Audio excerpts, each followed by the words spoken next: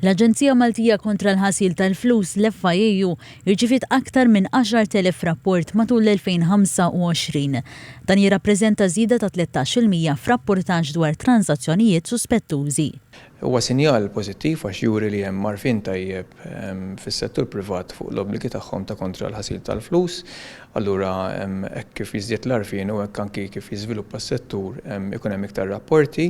Importanti li ngħidu li dawn ir-rapporti ħafna minnhom huma mhux fuq nies residenti għaw Malta, imma fuq nies li jgħixu barra minn Malta li huwa normali wkoll fil-kuntest ta' Malta bħala pajjiż li noffru servizzi finanzjarji. Id-direttur tal-FIAU Alfred Zammit spjega l-ħidma tal-Aġenzija u li mir-rapporti totali 450 għaddew lill-Pulizija għal aktar investigazzjoni. Ftit aktar minn 400 għaddew lill-awtoritajiet rispettivi, fosthom dik tal-Amministrazzjoni tat-Taxxa u Dwana għal suspett ta' evażjoni ta' taxxa u 258 lill-awtoritajiet oħra, fosthom dawk tal-MFSA u l-Awtorità Maltija l-Gaming. Is-Sur Zammit spjega wkoll li 4,351 rapport għadda lill-awtoritajiet barranin biex tittieħed azzjoni. Allura minn ħatana mingħajr għalkemm ma niġux mitluba dik l-informazzjoni anke kif huma mistenni minnha mill-standards internazzjonali u anke mill-liġi tal-EU, dik l-informazzjoni ngħadduha lill-awtoritajiet barra minn Malta x'tista' tkun anke rilevanti għalihom u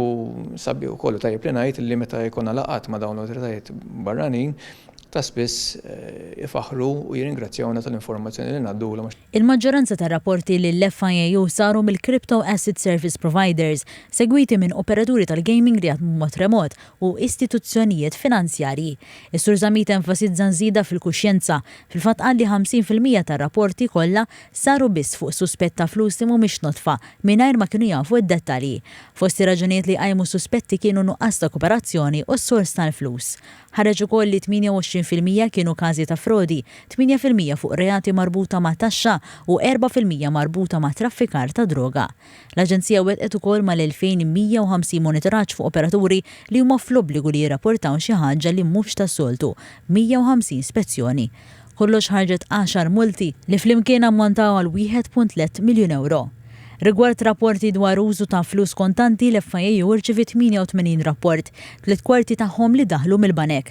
Dawn kienu jinvolvu 214 persuna li flimkien wettqu 112 transazzjoni. Dawn kienu jinkludu 41 għal xiri ta' karozzi, 29 għal xiri ta' opri tal-baħar, 34 għal proprjetà immobbli u 8 għal xiri oġġetti ta' valur għoli.